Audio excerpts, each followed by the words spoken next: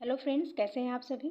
आज हम बात करने वाले हैं प्रोटेम स्पीकर के बारे में। इस वीडियो में हम जानेंगे कि प्रोटेम स्पीकर क्या होता है, इसकी नियुक्ति क्यों की जाती है, प्रोटेम स्पीकर के कार्य क्या क्या होते हैं और ये किसके द्वारा नियुक्त किया जाता है। प्रोटेम स्पीकर उन्हें कहा जाता है जो चुनाव के बाद पहले सत्र में स्थायी अध्यक्ष अथवा उपाध्यक्ष का चुनाव होने तक संसद या विधानसभा का संचालन करते हैं। यानी जब पिछली लोकसभा या फिर विधानसभा का कार्यकाल समाप्त हो जाता है, उसके बाद नई लोकसभा का इलेक्शन होता है, तो उसकी जो पहली बैठक होती है, यानी नई लोकसभा या विधानसभा की जो पहली बैठक होती है, उसकी अध्यक्षता प्रोटेम स्पीकर के द्वारा की जाती है। क्योंकि तब तक स्थायी अध्यक्ष या फिर उपाध्यक्ष का चुनाव नहीं हुआ रहता है, तो इसलिए उसकी अध्यक्षता एक अस्थायी अध्यक्ष के द्वारा की जाती है, जिसे प्रोटेम स्पीकर कहा जाता है। यानी सरल शब्दों में कहा जा सकता है कि काम चलाऊ और अस्थायी अध्यक्ष ही प्रोटेम स्पीकर होता है। और अगर बात करें कि प्रोटेम स्पीकर की नियुक्ति कौन करता है, तो प्रोटेम स्पीकर की नियुक्ति राष्ट्रपति के द्वारा की जाती है। राष्ट्रपति लोकसभा के एक सदस्य को प्रोटेम स्पीकर नियुक्त करता है और आमतौर पर लोकसभा के वरिष्ठ सदस्य को इसके लिए चुना जाता है। यानी लोकसभा का जो सबसे वरिष्ठ सदस्य होता है, जो सबसे सीनियर सदस्य होता है, उसको प्रोटेम स्पीकर पद के लिए चुना जाता है। राष्ट्रपति खुद प्रोटेम स्पीकर को शपथ दिलाता है। यानी ये फैक्ट आप याद रखेंगे कि प्रोटेम स्पीकर को शपथ कौन दिलाता है, तो प्रोटेम स्पीकर को शपथ राष्ट्रपति के द्वारा दिलाई जाती है। यानी इसे शपथ राष्ट्रपति दिलवाता है।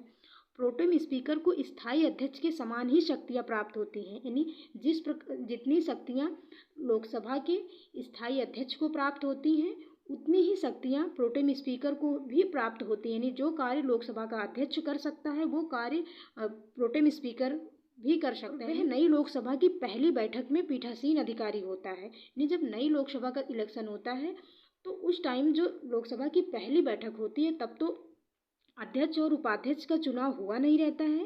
यानी कौन सा व्यक्ति अध्यक्ष बनेगा और कौन उपाध्यक्ष बनेगा, इस बात का निर्णय नहीं हुआ होता है। तो इस प्रकार से उस बैठक में न तो कोई लोकसभा का अध्यक्ष होता है, न ही उपाध्यक्ष होता है।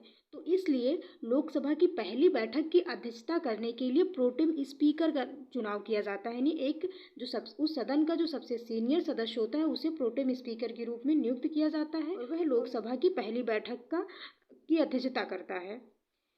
तो इस प्रकार लोकसभा की पहली बैठक में पीठासीन अधिकारी कौन होता है, तो वो प्रोटेम स्पीकर होता है। उसका मुख्य कर्तव्य होता है नए सदस्यों को शपथ दिलाना। यानी जो लोकसभा के नए सदस्य हैं, जो नई लोकसभा में चुनकर आए हैं, उनको शपथ दिलवाने का कार्य प्रोटेम स्पीकर के द्वारा होता है। प्रोटेम स्पीकर सदन को नए अध्यक्ष का चुनाव करने के लिए भी मदद करता है। नए अध्यक्ष का चुनाव करने में भी प्रोटेम स्पीकर मदद करता है। जब नया अध्यक्ष चुन लिया जाता है, तो प्रोटेम स्पीकर का पद खुद समाप्त हो जाता है। यानी ये पद स्वतः समाप्त हो जाता है जब लोकसभा का नया स्थायी अध्यक्ष चुन लिया जाता है। अतः यह पद अल्पकालीन होता है। जैसे कि हमने पहले भी जाना कि जो ये प्रोटेम स्पीकर का पद होता है, वो एक अल्पकालीन पद होता है। इसका काम तब तक ही होता है जब तक नए अध्यक्ष या उपाध्यक्ष का चुनाव नहीं हुआ रहता है। जब नया अध्यक्ष चुन लिया जाता है, यानी एक स्थायी अध्यक्ष चुन लिया जाता है, तो प्रोटेम स्पीकर का पद समाप्त हो जाता है। 17वीं लोकसभा की बात करें, जिसका कार्यकाल 2019 से 2024 तक है, इसमें डॉक्टर वीरेंद्र कुमार को प्रोटेम स्पीकर चुना गया था। यानी 17वीं लोकसभा में प्रोटेम स्पीकर कौन नियुक्त किया गया था, तो इसमें जो प्रोटेम स्पीकर नियुक्त किए गए थे, वो थे doctor Virendra Kumar.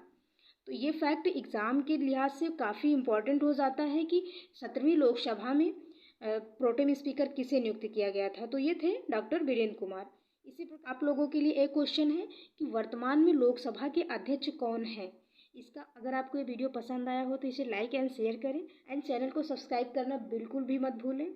Thank you.